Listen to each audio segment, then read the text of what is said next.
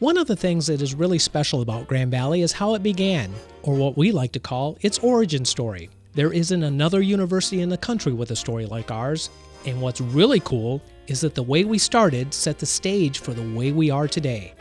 So think back. It's the late 1950s, and this guy, Bill Seidman, who was a 35-year-old accountant in Grand Rapids, read a report that said West Michigan was having trouble getting young people to go to college.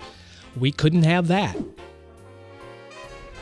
A study was conducted as to where high school students in the state of Michigan had gaps in their opportunities, and one was this Grand Rapids area. So Bill set out to fill the need for a public four-year college right here. He was a super smart guy and had a lot of friends, so he gathered a bunch of them together over lunch at the Pantland Hotel, which you know as the Amway Grand Plaza, to figure out a way to get it started. He knew it would take a whole community to pull it off, and these guys agreed. All of those folks that were involved in the founding of Grand Valley were friends and business associates. That's really important for them to work together. If one didn't know the answer to a question, the other did. So this group of young community leaders got the ball rolling. They showed up with a tape player at homes and businesses and played Frank Sinatra's High Hopes to get the people excited about the idea. Their excitement was contagious, and it wasn't long before they had 300 people in support and enough momentum to go to the state. They wanted to create a community where people could get an education and stay in their community and better the community. And so that when the founders came together, it was, how do we do that?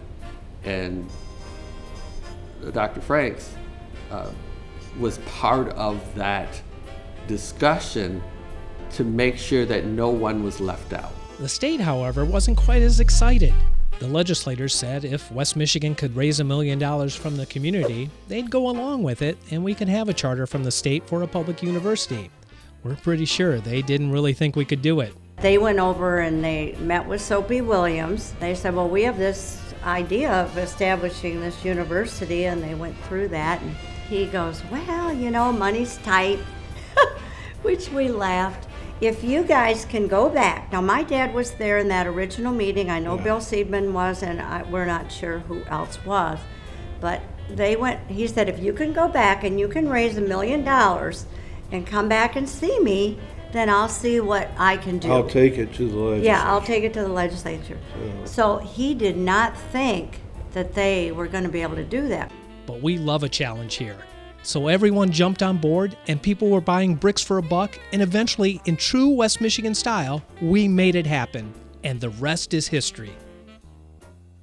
And Bob and Nancy would come down once a month or so with an assignment for me.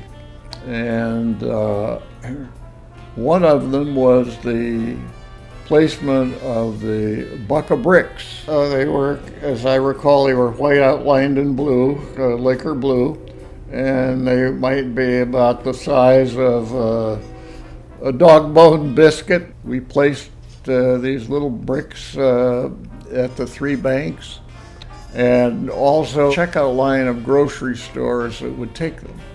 And some wouldn't, but some did. And so we were trying to get the name out. So they went back and they said, okay, we've raised the $1 million. Are you going to see if we can get this done?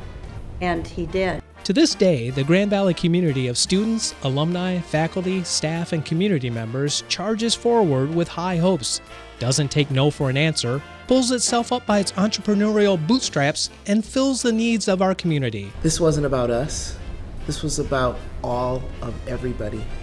It was children in the family, children of other families, and that our father was able to touch those lives. Grand Valley, in my opinion, is one of the best colleges that is here for you because of you. It's a great story. It's a story worth telling. It's your story. Share it this Founders Day.